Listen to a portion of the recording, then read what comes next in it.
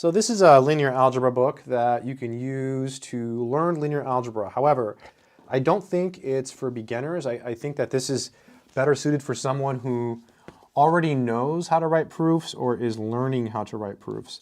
It's called Linear Algebra. It's by Friedberg, Inzel, and Spence, and it's a pretty hardcore book. I've had it for a while. It smells really good. I've used it for a while, and it's hard. It's a hard book. I've used it as a reference. I took a course using this book. I would say biggest pro of this book is that it is super comprehensive. It works great as a reference.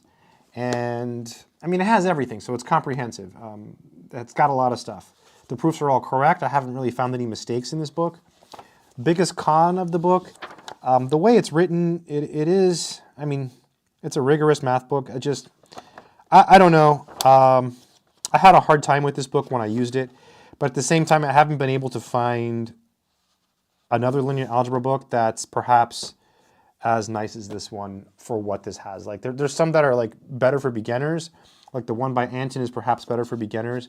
But for the content it contains, this is the standard. Like this is the linear algebra book. There's other books out there that are great, but as far as like a standard treatment that has everything, it's really hard to beat this. Now this has great exercises. Let me just start. Oh, look at that. My copy is wearing down. This has great exercises. So if you look at some of the exercises, let me show you. You see it's got a lot. It's got a lot of exercises in each section.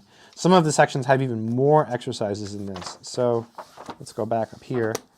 Like let's go here, rank of a matrix and matrix inverses. Let's look at the exercises here. Look at that, 22 problems, right? So you get quite a bit of exercises in this book, which is good, like if you're a teacher, right? I guess teachers like that because it gives them problems that they can put on tests. And you don't have answers to all of them, just some of them. So I've done quite a few of the exercises and read quite a bit of this book. Again, I used it for a course. I used it as a reference for self-study.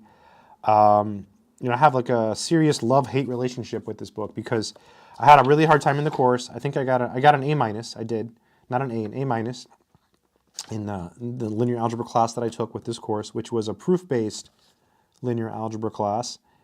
And the A- is what I deserved to get. I definitely didn't do A work. So A- was well deserved. Did not deserve an A. You can use this to learn though, and I think if you don't have it, it's worth getting. So yeah. Anyways, I'll leave a link in the description in case you want to check it out. If you want to learn math, check out my courses. They're on my website, mathsorcerer.com. Until next time, keep doing math.